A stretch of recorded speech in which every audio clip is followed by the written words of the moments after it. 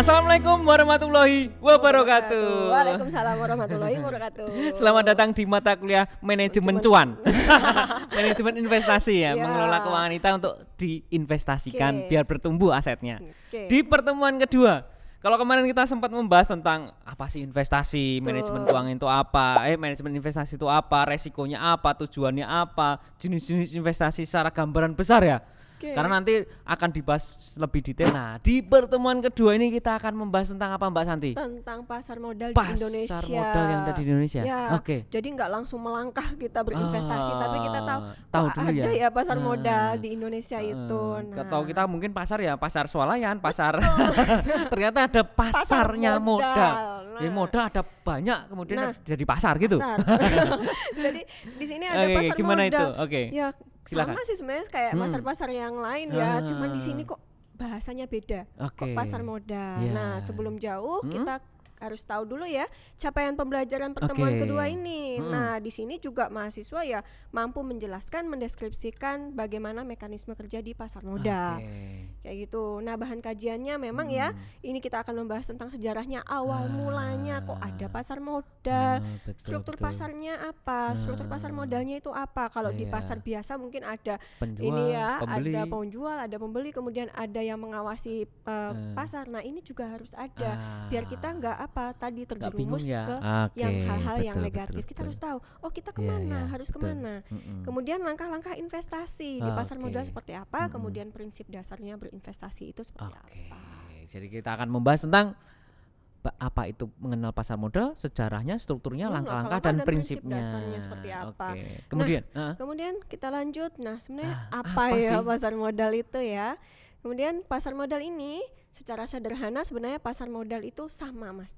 Pasar tempat bertemunya pihak yang butuh modal, pihak yang butuh modal, sama dengan pihak yang ingin berinvestasi pada produk keuangan. Ya. Jadi yang kalau kita di pasar biasa gitu kan ada yang penjual, ada yang membeli. Kalau ini penjualnya adalah yang butuh modal. Betul, gitu ya. Ya. Jadi kita sebagai pembeli investor. Ya.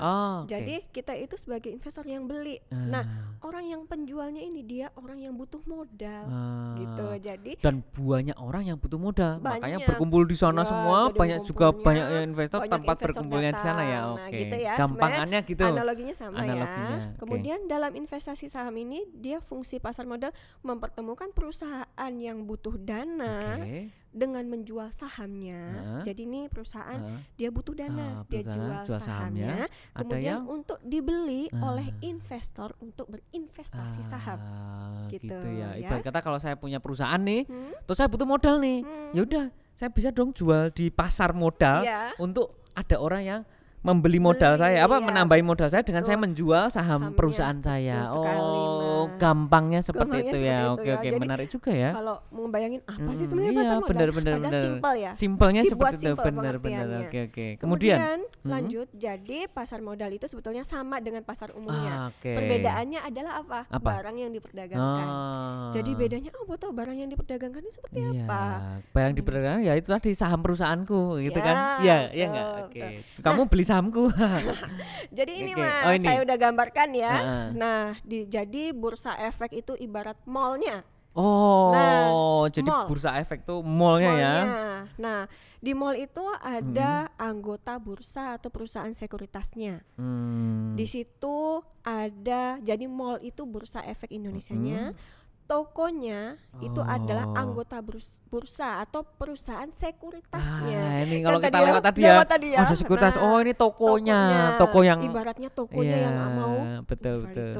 Kemudian barangnya itu adalah saham emiten. Itu perusahaan TBK. Tahu nggak perusahaan TBK? Apa itu? Perusahaan terbuka yang go public. Jadi perusahaan yang go public itu ya perusahaan yang dia selalu melaporkan laporan keuangannya secara terbuka ke masyarakat umum. Jadi ada perusahaan yang sudah go public atau belum? Kalau sudah go public baru dia bisa terdaftar di pasar modal di bursa efek ini. Jadi kalau kita punya usaha nih belum go public ya belum bisa ya. Belum bisa kita menjual saham kita itu belum bisa. Jadi harus go public dulu ya. Yang perusahaan itu dinamakan sudah TBK gitu ya. Terbuka. Go public gampangnya gitu. Go public. Kemudian pembeli. Pembeli itu adalah investor. Jadi itu tadi ya, kita bayangin kita masuk ke mall. Mall itu adalah bursanya. Ada banyak kemudian ya, tokonya toko-tokonya juga. itu yang tenan-tenan tokonya itu adalah perusahaan sekuritasnya.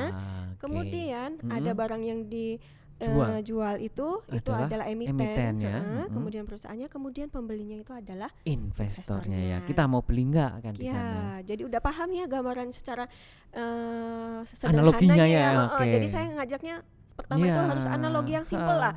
Mahasiswa sekarang kan harus yang simpel dulu nih. Kalau saya langsung kasih undang-undangnya, waduh, moconya aja udah. Bagaimana nih? Udah bingung duluan. Nah, sekarang kita ajak untuk bahasa resminya. Tadi bahasa nggak resmi ya. Analogi ya. Jadi untuk pasar modal mempertemukan pihak yang membutuhkan dana jangka panjang dengan pihak yang membutuhkan sarana investasi pada produk keuangan. Gitu ya. Jadi tetap mempertemukan di mana ada perusahaan, di mana investor, kita ketemu di tengah di pasar modalnya. Nah, kalau di bawah ini ada OJK, ada IDX itu lembaga-lembaga yang akan mengawasi.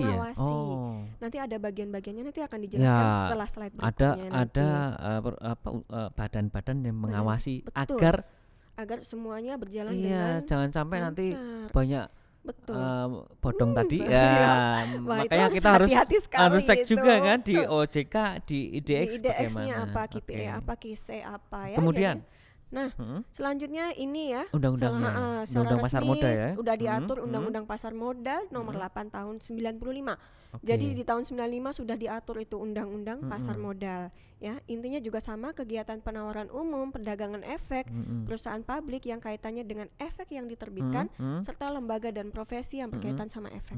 Jadi di sini sudah diatur ada undang-undangnya. Ada undang-undangnya, bahkan diatur ada undang-undangnya ya. Ya. Kemudian lanjut. Kita ini masuk yang kedua ya, sejarahnya. Gimana sih sejarahnya? Kok ada orang kepikiran bikin pasar tapi modal? Loh, kok ada ya? Kok ada ya? Makanya sejak kapan sih? Sejak kapan? Sebenarnya mulainya kapan? Gimana? Sejarah pasar modal itu ternyata awal mulanya itu sudah ada di zaman kolonial Belanda. Kolonial Belanda itu sudah ada pada abad ke-19. Dia awal mulanya pasar modal itu muncul. Sudah zaman dulu, kita belum lahir malah. Ya. Kita belum lahir sebetulnya udah ada ya. Nah, di Bursa Efek Indonesia itu waktu di zaman Belanda itu tahun 1912 sudah ada. Tapi yang diperdagangkan itu waktu itu palawija kayak gitu. Jadi hasil-hasil hasil dari perkebunan ya. Kan zaman dulu Mas, belum ada kayak teknologi yang berkembang saat ini. Kemudian sempat vakum tuh. Sempat lama tidak aktif. Jadi nanti kalau kita lihat, makanya saya di sini saya cantumkan website IDX. Kenapa? Karena mahasiswa nanti bisa akses ke situ. Kita lihat secara detailnya. Itu banyak banget detail mulai tahun 1912 sampai 2018 kalau nggak salah tadi saya buka. 2018 perkembangannya sampai bagaimana. Kemudian itu tadinya di awal adalah tahun 1912. Kemudian sempat tidak aktif Mas. Karena memang waktu zaman dulu ya, kenapa ya? Ya udahlah, tidak ada yang seperti tidak ada perkembangan, tidak ada kegiatan. Kemudian stagnan lah ya. Kemudian nanti diaktif lagi di tahun 1977. Dia mulai aktif kembali. Nanti bisa dilihat ya di website IDX-nya yang lebih lengkap. Betul. Kemudian tadi kita bicara tentang ada perusahaan emiten kayak gitu ya. Pertama kali itu adalah perusahaan semen Cibinong. Pertama kali untuk di Indonesia. Emiten, betul. Emiten pertama kali yang ada di Indonesia itu adalah perusahaan semen Cibinong. Itu yang pertama kali ya. Kalau sekarang udah banyak banget, udah sampai 600-an lebih. Nah, di sini adalah yang pertama kali ya untuk perusahaan semen Cibinong. Nah, udah oke. Kemudian kita lanjut untuk tokoh pada pasar modal. Nah, untuk di dunia kita kenal, mungkin udah pernah dengar ya, siapa itu Warren Buffett. Siapa itu? Beliau adalah bapak pasar modal dunia yang asalnya di Amerika. Jadi ada bapaknya ya? Bapaknya, ternyata ada bapaknya. Kenapa sih kok dia bisa dibilang bapak pasar modal ya. Kenapa nih? Apakah dia yang punya anak-anaknya? Enggak juga gitu kan ya? Gitu. Kenapa? Ternyata dia itu menjadi orang yang terkaya dan dia mulai investor di pasar modal itu sejak usia 11 tahun. Oh, ibaratnya Gitu. dedengkotnya ya. Iya. Dedengkotnya dia berhasil kaya gara-gara dari pasar modal gitu ya? Iya. Oke. Dia punya kekayaan Yang- sudah 88,9 miliar dolar ya.